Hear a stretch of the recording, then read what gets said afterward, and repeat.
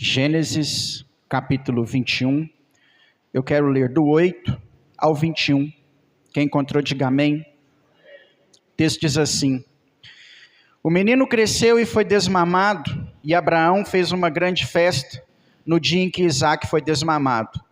E Sara viu que o filho de Agar, a egípcia, o qual ela dera à luz a Abraão, estava zombando, e ela disse a Abraão: expulsa essa escrava, o seu filho, porque o filho dessa escrava não herdará com o meu filho Isaque.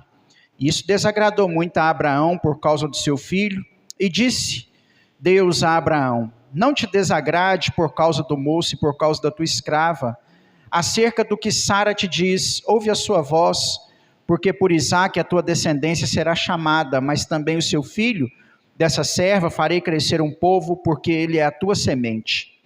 Abraão se levantou de manhã cedo, tomando um pão, deu o ódrio, deu a Agar, pondo-a sobre os seus ombros, também lhe deu o menino, despediu, e ela partiu e foi andando errante pelo deserto de Berseba. A água do odre foi consumida, Agar colocou o menino debaixo dos arbustos, e ela foi se assentar-se em frente dele, na distância de um tiro de arco, porque dizia: eu não posso ver a morte do menino. E ela se sentou em frente dele e começou a chorar copiosamente.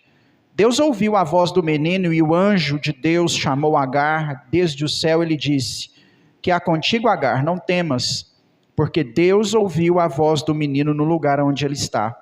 Levanta-te, toma o menino e leva-o pela tua mão, porque farei dele um grande povo. Deus abriu seus olhos e ela viu um poço com água e foi encher o odre de água e deu de beber ao menino.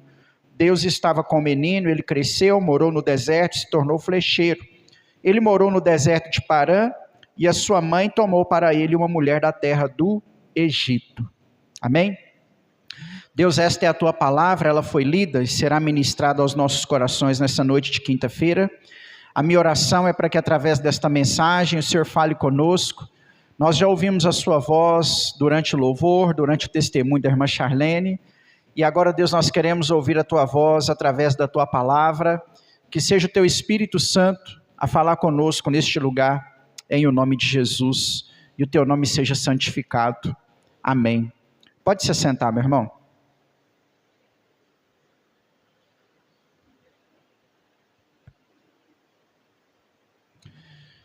Se eu puder dar um título a essa mensagem, eu a chamaria de Quando as Coisas Vão de Mal a Pior. Amém?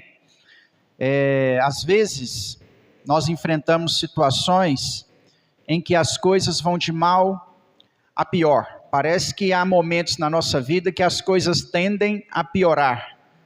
Muitas vezes nós achamos que quando não tem como ficar pior, fica, né? E a caminhada torna-se ainda mais difícil. Eu não sei como que foi o seu ano aí de 2025, mas sei que para muitas pessoas ele foi muito desafiador. Às vezes foi um ano onde você perdeu um ente querido, onde você mudou de emprego, talvez não para algo que melhorasse. Talvez o ano de 2025 foi um ano de muitos desafios para você.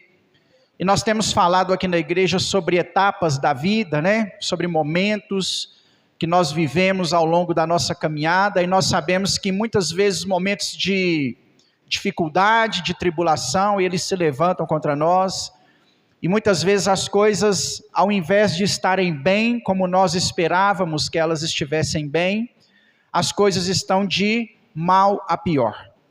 Quando as coisas tendem a piorar ao longo da nossa caminhada, tomara que essa mensagem não seja para você, e que essa mensagem possa apenas estar te deixando preparado para algo que a vida possa te dar ao longo da sua caminhada. Mas quando as coisas vão de mal a pior na nossa jornada, quando as coisas tendem a não melhorar, e quando nós vivemos momentos assim, nós jamais devemos perder a esperança ou a expectativa, Aliás, nós vamos caminhar em direção a isso, nós vamos caminhar nessa mensagem em direção de que Deus está no controle de todas as coisas, de que Ele é soberano, de que todas as coisas cooperam para o bem daqueles que amam a Deus, amém? Então quando as coisas vão de mal a pior, nós não podemos perder a esperança, e quando as coisas vão de mal a pior, nós costumamos entrar em crise, Não é anormal vivermos tempos de crise, de dificuldades, de abalo psicológico, de momentos difíceis ao longo da nossa caminhada. E é claro que, como servos de Deus, nós precisamos estar preparados para esse tipo de momento, né? Eu não sei qual crise você está enfrentando. Talvez a sua crise é financeira, talvez a sua crise é conjugal, talvez a sua crise é espiritual, talvez a sua crise é emocional. Mas não há nada errado em enfrentarmos crise.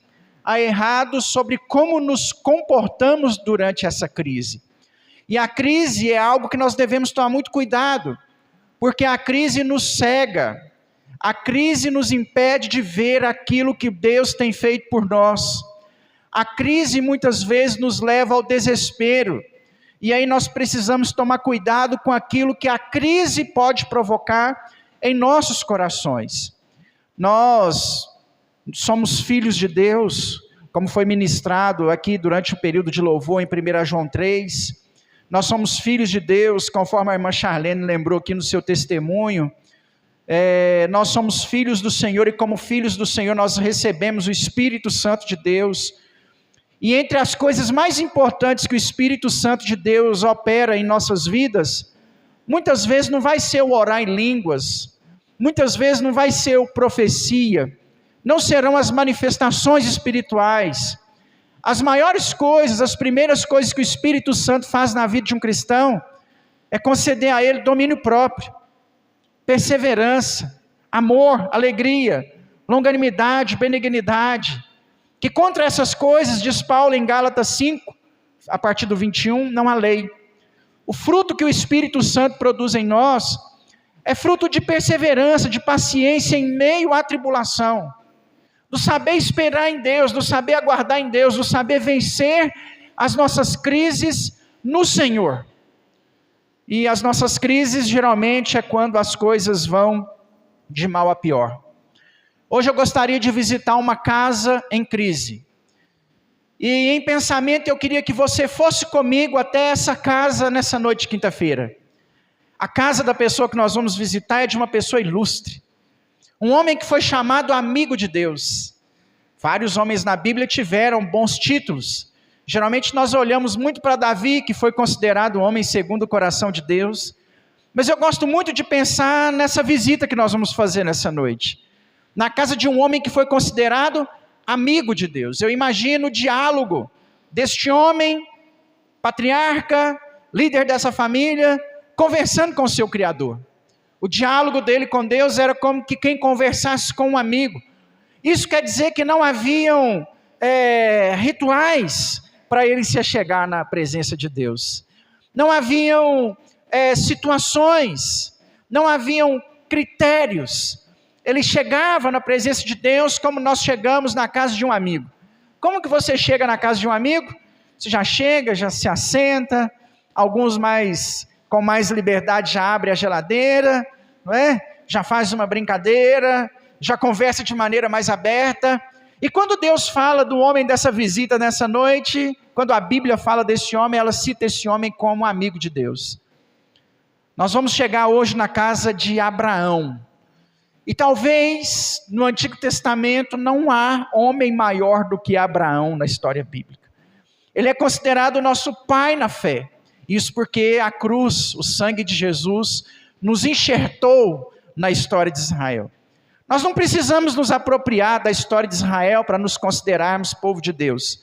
Nós somos povo de Deus pelo sangue de Jesus, a igreja. Não preciso falar que eu sou judeu. Eu não preciso usar de vocabulários judaicos, cumprimentar você com Shalom Adonai, né? Eu não preciso ficar aqui materializando o judaísmo dentro da igreja, porque o sangue de Jesus me fez igreja. E Apocalipse diz que a igreja é a menina dos olhos de Deus. Eu vou comparar para você de forma bem rasteira o que a Bíblia quis dizer com essa comparação. É como que Israel fosse o filho homem e a igreja fosse a filha mulher. E pai de menina aí vai conseguir entender o que eu quero dizer. É a menina dos olhos de Deus. O carinho, o cuidado. Claro que não existe um filho melhor do que outro, eu só estou usando a nível de comparação. O carinho, o cuidado do pai de menina é diferente, é isso que Deus quis dizer com a igreja. A igreja tem um lugar especial no coração de Deus, E eu não preciso materializar judaísmo dentro da igreja para entender isso.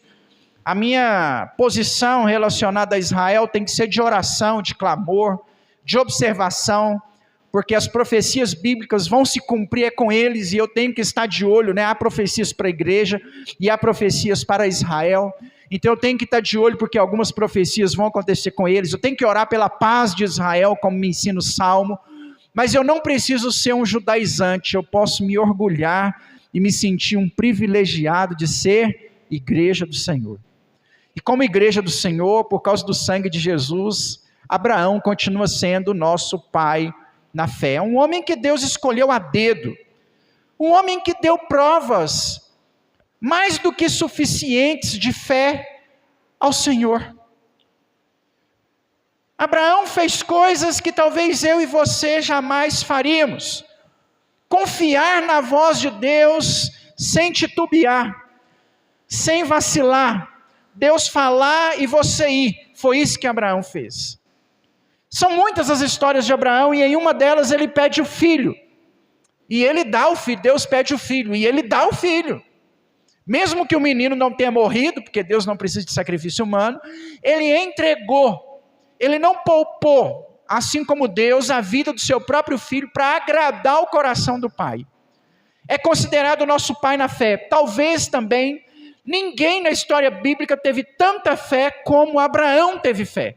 E é esse homem que nós vamos visitar ele nessa noite. Só que quando nós chegamos na casa de Abraão, nós pegamos ele num dia de crise. E num dia de crise conjugal. Grandes homens de Deus também passam por crises conjugais, como Abraão. Eu particularmente não gosto de criar aquela referência conjugal a ser copiada. Não que o meu casamento não seja um exemplo, eu oro para que ele seja e tento fazer com que ele seja, com que ele amadureça e se torne um relacionamento melhor a cada dia. Mas eu não gosto de colocar isso como referência. Eu já conheci muitos pastores que colocavam o seu relacionamento como referência e eles acabaram traindo a esposa, abandonando a casa, largando a família e aqueles princípios de casamento, de que era o casamento perfeito. Ele era só de aparência. Na vida real ele não era daquela forma, por isso que eu não gosto. Eu gosto de ser verdadeiro, né? E sou casado com uma pessoa muito verdadeira. Se você topar com a Edileia num dia mal, você vai ver que ela está mal, né? Se a Edileia estiver chateada, ela não consegue esconder, né? E eu prefiro que seja assim, porque é melhor do que viver de aparência, de alguém ficar falando aqui, o meu marido, e lá em casa, né, é meu amor, e em casa é meu ódio. Não, né, nós não podemos viver de aparência em hipótese nenhuma. Nós chegamos aqui na casa de um homem, no capítulo 21 de Gênesis, na história de Abraão, num dia de crise conjugal. E a crise conjugal começou por decisões erradas. Embora o nosso culto é de quinta, eu não vou tentar não me prender tanto às questões conjugais aqui de Sara e Abraão. As questões conjugais aqui foram criadas, essa crise aqui foi criada por decisões erradas. Quando nós queremos ajudar Deus, quando você quer dar aquela ajudinha para Deus, toda vez que alguém quer dar uma ajudinha para Deus, deu errado. A mãe do Jacó foi dar ajudinha para Deus, deu errado. A Sara foi dar uma ajudinha para Deus, deu errado. Ela tinha uma promessa e ela era estéril, ela já era velha, aí ela sabia o código de Nuzi, a lei de Hammurabi dizia que ela podia pegar uma escrava e dar ela como esposa ao seu marido, e o filho seria o seu filho. O código de Hammurabi, o código de Nuzi, as duas leis que regiam o mundo naquela época permitiam essa situação. Ela não fez nada ilegal, ela não fez nada contra a lei, ela não fez nada contra Deus, mas ela quis dar uma ajudinha para Deus. Essa ajudinha para Deus gerou um filho, que eu vou chamar, talvez de maneira errada, mas só para você entender, um filho bastardo, um meio filho. Gerou uma segunda esposa. E as crises que nós vamos ver no capítulo 21 de Gênesis é uma crise gerada por decisões erradas. Muitas vezes nós entramos em crises, muitas coisas vão de mal a pior, porque nós tomamos decisões erradas. Nem sempre são as nossas decisões erradas, Talvez Deus te leve a momentos na sua vida que sejam de dificuldades, mesmo você estando sem pecado. Isso aconteceu com Jó. Certo? Mas algumas crises nós enfrentamos porque as nossas decisões são erradas. Você empresta o cartão de cheque, o cartão de crédito para alguém que não tem condições de ter um cartão de crédito. Se ele não pagou nem o cartão de crédito dele, não é o seu que ele vai pagar.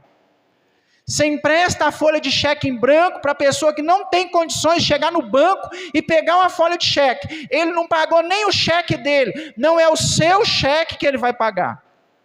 Aí você entrou numa crise financeira porque você decidiu errado.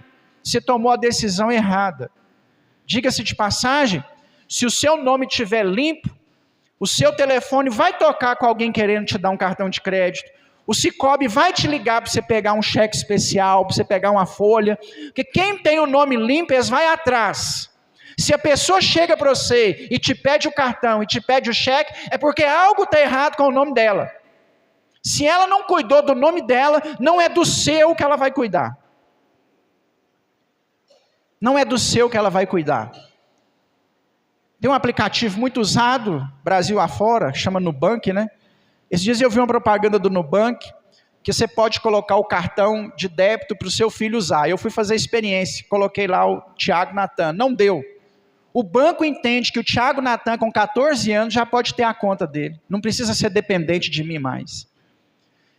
Então assim, se você tem o nome limpo, eles vão te procurar. Se a pessoa não cuidou do nome dela, não é do seu que ela vai cuidar. A decisão é errada. Você está devendo uma dívida que não é sua. Decisões erradas. Talvez seu casamento está em crise porque você tomou a decisão errada. Porque você tinha que decidir por algo e você decidiu por outro. A crise de Abraão, ela tem uma origem. E a origem é decisão errada. Nós chegamos nessa casa no dia que a Sara está braba. A Sara, nessa noite aqui, ela dormiu de calça jeans. Ela não quis dar trela para Abraão. E o Abraão, o que foi, meu bem? Por que você está com raiva? A Sara está pisando dura pela casa, está andando na casa. Não lavou a vasilha, não colocou a roupa para lavar, não pôs nada de molho. Não está cuidando do menino direito, está com bicão. E o Abraão está perguntando, o que foi, meu benzinho? E aí, num dado momento da DR, a Sara diz, é o filho bastardo. Até Isaac nascer, era o filhinho, o amorzinho dela. Mas agora que ela tem um filho, é o filho bastardo. Ele riu do nosso filho. Ele não vai herdar junto com o nosso filho. Manda ele embora. Ou ela, ou eu. É o que Sara fala. A Sara que arrumou a mulher Agar para Abraão. A Sara que pegou ela, novinha, com 17 anos, e fez ela deitar com um homem de 90. A Sara pegou uma escrava, trouxe ela para dentro de casa, fez ela esposa do seu marido. Agora ela olha e fala assim, ou ela ou eu. O Abraão entra em crise. E quando a gente está em crise, para onde a gente vai? Para o Senhor. Talvez na sua crise você procurou um empréstimo bancário. Talvez na sua crise você procurou o terapeuta, o psicólogo, o psicanalista. E na sua crise não é que você não deva procurar esses lugares. Mas o primeiro lugar que nós procuramos na crise é o Senhor. É Deus. Você já entregou sua crise nas mãos do Senhor, e aqui eu tenho um ato de misericórdia. Porque a crise aqui foi gerada, e mesmo assim Deus teve misericórdia e falou com Abraão. Talvez você mesmo caçou a sua crise com as suas próprias mãos, mas a misericórdia de Deus para você, leve a sua crise a Deus. Não leve a sua crise no agiota que vai te cobrar 8% de juros. Não leve a sua crise em trocar um cheque para complicar o seu nome ainda mais do que já está. Leve a sua crise ao Senhor, chore aos pés da cruz, vai para Deus. Abraão naquela noite, ele saiu de alguma forma e foi se encontrar com o Senhor em oração, no momento de crise. E o que Deus fez? Confortou o coração de Abraão. Falou para ele assim, não temas colocar a mulher para fora, eu tenho uma aliança com o filho dela, porque ele é seu filho e vou cuidar dele também. Deixa Deus cuidar da sua crise quando as coisas estiverem indo de mal a pior. Nós precisamos tomar muito cuidado com as nossas crises, porque elas envolvem outras pessoas. A Agar nessa situação é uma coitada. A menina foi comprada do Egito como escrava por Sara. Ela foi comprada como escrava. Ela não era uma amiga. Ela não era uma vizinha bonitinha que a Sara pegou e entregou para o seu marido. Ela era escrava de uma velha, que não conseguia fazer os serviços domésticos e precisava de alguém para fazer isso por ela. E não era a troco de pagamento não, era escravizado mesmo. Ela vai lá, pega a menina como escrava, tira essa menina com 12 anos de idade da casa dos seus pais. Ela separa dos seus pais essa menina. Essa menina é tirada da sua terra, do seio da sua família, é trago para a casa de Abraão para fazer o serviço doméstico, longe de casa, sem receber salário. Ela era uma escrava. Como que se a coisa ainda não pudesse piorar, a patroa dela fala com ela assim: você vai deitar com meu marido. Isso não era uma coisa boa não. Abraão não era um jovem bombadão, bonitão, cabelos ao vento, olhos verdes. Era um velho de 90 anos de idade quando ele vai se deitar com Agar. Essa menina não deitou com prazer. A menina, quando ela fez isso, ela tinha 17 anos. Ela não deitou com prazer com um velho de 90 anos. Ela deitou por obrigação. Para Agar, as coisas foram ficando de mal a pior. O mal a pior aqui não é o relacionamento do Abraão, não, porque isso aí vai passar. O mal a pior aqui é Agar, comprada como escrava, obrigada a deitar com o seu patrão, tem um filho, aí ela se aproveita da situação, né? Ela ficou grávida, o filho é, entre aspas, é o da promessa, ela vai desfrutar de uma parte boa agora. Mas depois agora ela vai ser expulsa de casa. Você acha que não pode piorar? Comprada como escrava, obrigada a deitar com seu patrão, agora ela vai ser expulsa de casa. Agar saindo da casa de Abraão em direção ao deserto de Berseba é uma condenação à morte. Era impossível alguém cruzar esse deserto com um cântaro de água e um pão, e um menino de 12 anos de idade. Era impossível que isso acontecesse.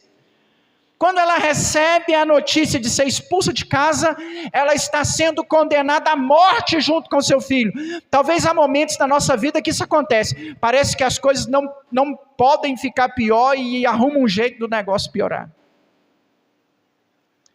Só para você ter uma prova de que as coisas na casa de Abraão não eram muito boas, que essa menina aceita o deserto em direção à morte, a lutar e permanecer naquela casa. Se ela quis ir embora, é porque lá não estava muito bom.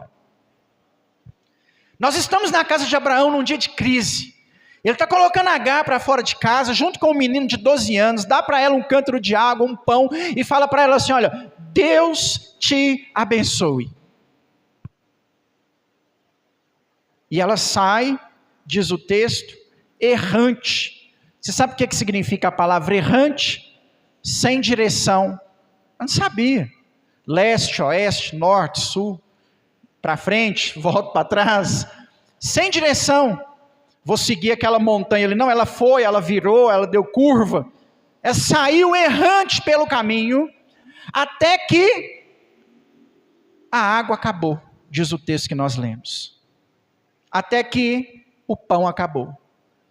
Conhecendo a história de uma mãe, eu imagino que ela deve ter passado sede para que a maior parte daquela água fosse dada ao seu filho. Eu imagino que a maior parte do pão ela deu ao seu filho.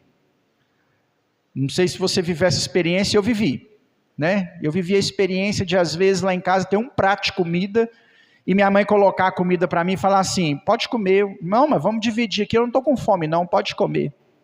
Porque só tinha um prato de comida. Eu acho que a Agar fez isso aí nesse dia com o Ismael. E chegou um dado momento que o menino estava com fome, com sede, começou a chorar. E ela viu que o menino ia morrer. Porque a crise é assim, as coisas vão de mal a pior. Já não bastava ter sido expulsa de casa, ela agora vai ver o menino morrer. O texto diz que ela põe o menino a um tiro de arco de flecha de distância, cerca de 90 metros. para não escutar, imagino que contra o vento, para não escutar o momento que o menino morresse.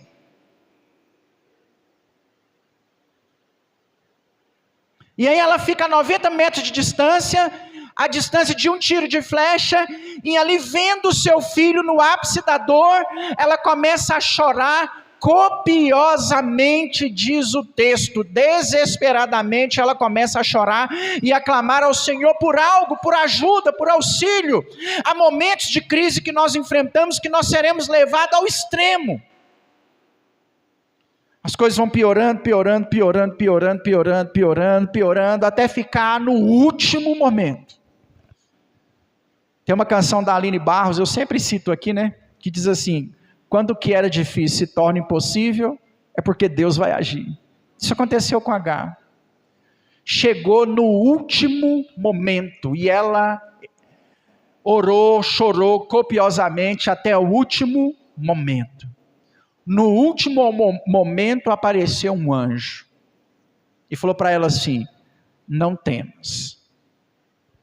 Eu não sei em qual momento da sua crise você está, mas talvez Deus te trouxe aqui nessa noite só para você ouvir essa fala. Não sei qual é a sua crise, mas Deus manda te dizer nessa noite: não temas.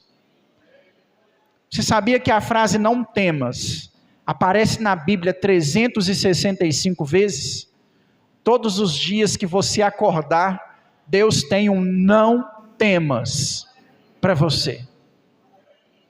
O anjo apareceu e disse: não temas, porque Deus tem aliança com seu filho.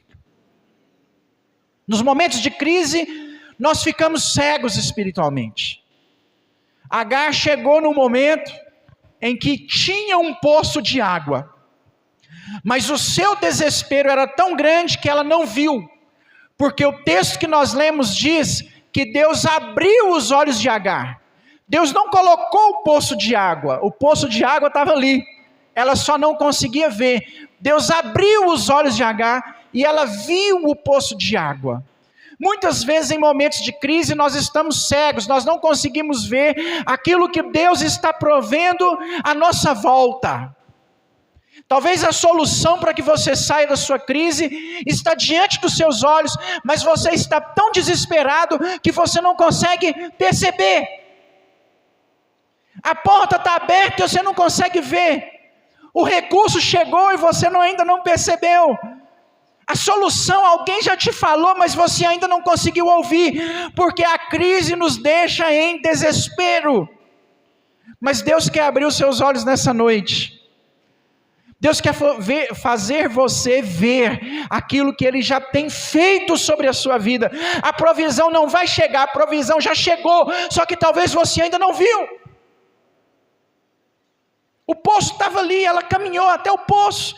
Só que o desespero, o foco no problema, o olhar para a criança morrendo, o olhar para o menino em desespero, fez com que ela perdesse a percepção daquilo que estava à sua volta. E aí o anjo dá para ela a notícia e Deus abre os olhos. Lembra de Israel em guerra? O profeta está no alto da montanha, dentro de uma caverna, e o exército inimigo chega, e Israel não tem soldado algum. E o servo do profeta começa a ficar com medo. Aí Eliseu ora assim: Senhor, abre os olhos do moço para que ele veja. E os olhos de Geazi são abertos, e ele vê carros de fogo e seus cavaleiros batalhando a favor de Israel. Deus quer abrir os seus olhos aqui nessa noite para você perceber que Ele já tem cuidado de você, Ele já tem aberto as portas que precisam ser abertas, Ele já tem movido as causas, Ele já tem enviado recurso. Tira os seus olhos do mundo do problema, tira o seu foco daquilo que está dando errado e começa a perceber aquilo que Deus já tem feito sobre a sua vida. Sabe por quê? Para a gente finalizar, porque Deus sempre está no controle. Agar saiu em direção àquele deserto e ela confiou em algo muito importante. Ela experimentou, melhor dizendo, algo muito importante. Ela experimentou a soberania de Deus. Sabe o que é a soberania de Deus? Ele está no controle. Eu não sei qual crise você está passando, mas Ele está no controle. Nada foge o controle da mão do nosso poderoso Deus. Nada sai às rédeas de suas mãos. A história da sua vida, Deus está com as rédeas nas mãos dele. E nada sai do controle, porque ele é soberano. Aprenda uma coisa, meu irmão. Foi ministrado para nós aqui durante o louvor. Você é filho de Deus. Ele está no controle da sua vida. É ele quem cuida de você. É ele quem zela por você. É ele quem trabalha por você. Sobre a soberania de Deus, eu gostaria de ler aqui rapidamente alguns versículos, e queria que você ou me acompanhasse na leitura, ou abrisse junto comigo, Salmo 24, versículo de número 1, vamos ler alguns versículos que mostram para nós que Deus está no controle. Eu vou abrindo e lendo, Salmo 24, 1, do Senhor é a terra, a sua plenitude, o mundo e aqueles que nele habitam, tudo pertence a Deus, não precisa entrar em desespero, sabe por quê? Tudo pertence ao Senhor, nada foge o controle de suas mãos, nada é do diabo, nada é do acaso, nada é fruto do acaso, tudo pertence a Deus. Você pode estar passando por um momento difícil, mas mais do que o Salmo 24, versículo 1 nos ensina, tudo pertence ao Senhor. E entenda uma coisa, você pertence a Deus duas vezes. Você pertence a Deus porque Ele te criou, Salmo 24, 1, e você pertence a Deus porque Ele te fez filho dEle, João 1, 12, porque a todos o quanto receberam deles o direito de se tornarem filhos de Deus. Sabe por que você pode confiar na soberania de Deus? Porque você pertence a Ele duas vezes. Atos dos Apóstolos, capítulo 4, versículo de número 24. Atos dos Apóstolos, capítulo 4, versículo de número 24. Ouvindo isso, unânimes elevaram a voz a Deus e disseram: soberano Senhor, que fizestes o céu, a terra, o mar e tudo o que neles há. Confie na soberania de Deus, porque o nosso Deus fez todas as coisas. Nada foi criado pelo diabo, tudo foi criado por Ele. Ele é o Deus dos céus, Ele é o Deus da terra. Tudo que existe foi feito por Ele, por meio dEle e para Ele. Confie na soberania de Deus. Não sei qual crise você está enfrentando, mas Judas, capítulo de número único, versículo de número 25, é o último versículo da carta. Judas, irmão do Senhor Jesus, diz assim: ao único Deus, nosso Senhor e Salvador, seja a glória, a majestade, o domínio, a autoridade, mediante Jesus Cristo, nosso Senhor, antes de todos os tempos, agora e para sempre. Amém. Sabe o que Judas professou? Judas professou que Jesus já está no controle de todas as coisas desde sempre. Eu não sei qual crise você está enfrentando, mas você entregou a sua vida a Jesus, e a sua vida estando nas mãos de Jesus, Ele está no controle de todas as coisas. Gênesis capítulo 21, um dos textos que nós lemos, versículo de número 13, Gênesis 21, 13, diz assim: Mas se não armou ciladas, apenas Deus o entregou em suas mãos, então te designarei um lugar para onde ele fugir. É Gênesis, eu li isso. Gênesis capítulo 21, versículo de número 13. Mas também do filho desta serva farei crescer um povo, porque ele é a tua semente. Eu não sei que crise você está enfrentando, mas Deus tem uma aliança. Deus tem uma promessa para você. Ele não te chamou à toa. O chamado de Deus sobre a sua vida não é em vão. A graça irresistível que você disse sim para ela não é em vão. Você pode estar passando por crises hoje, mas Deus vai prover o recurso, porque Ele tem aliança. Enquanto Deus tem promessa, enquanto Deus tem aliança na sua vida, não desespera não. Confia na soberania de Deus. Isaías, capítulo de número 43. Isaías, capítulo de número 43, versículos de número 2 e 3. Quando passares pelas águas, eu estarei contigo. Quando passares pelos rios, eles não te submergirão. Quando entrares pelo fogo, não te queimarás, nem chama arderá em ti. Porque eu, Senhor teu Deus, o Santo de Israel, o teu Salvador, que dei o Egito por teu resgate, e a Etiópia e Sebá em lugar de ti. Confie na soberania de Deus, porque mesmo que você passe pelo fogo ou pelas águas, Ele estará com você. Deus não te abandonou, meu irmão, nessa crise. Deus não te deixou nessa crise. Você pode estar passando pelo dia mal, você pode estar passando pelo vale da sombra da morte. Talvez o dia tenha estado escuro para você, mas Deus não te abandona em nenhum desses momentos. Confie na soberania de Deus, porque Ele não te abandona. Para a gente finalizar, Isaías 40, versículos de número 10 e 11. Isaías 40, versículos de número 10 e 11. Eis, o Senhor Deus virá com poder, o seu braço guiará por ele, e ele será a sua recompensa. Que está com ele, o seu salário será diante dele. Como pastor apacentará o seu rebanho, como seus braços ele juntará as ovelhas em seu colo, e ele as carregará, e ele cuidadosamente guiará os que amamentam. Não sei qual crise você está passando, mas Deus está cuidando de você, como o pai cuida de um filho recém-nascido. Ele cuida de você em cada detalhe, Ele cuida de você em cada momento. Confie na soberania de Deus. Ainda vamos ler Jó, capítulo de número 42.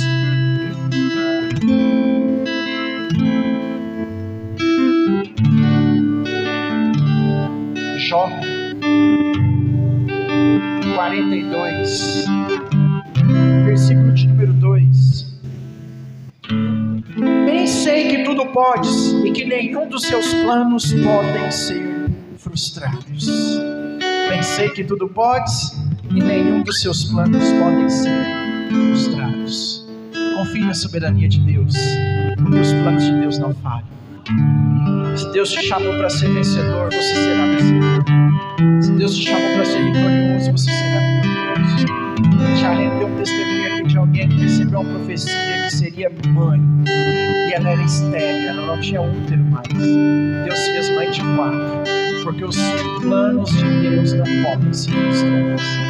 Se Deus tem planos sobre a sua vida, eles não podem ser frustrados. Entenda, meu irmão, que todo dano, toda tribulação, toda adversidade tem uma recompensa. Eu não sei qual crise você está passando, mas uma coisa eu sei: Deus vai te recompensar no final dela, em nome de Jesus.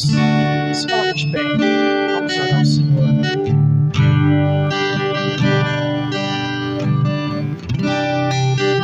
Feche seus olhos. Quando os irmãos do louvor cantam a Deus com exercitação, coloque diante do Senhor a sua crise. Não sei qual é o seu problema, não sei qual é a sua adversidade, mas o Espírito Santo de Deus está aqui nessa condição. Coloca diante do Senhor, Ele está aqui. Apresenta a Deus. Coloca a sua crise ao Senhor enquanto os irmãos adoram.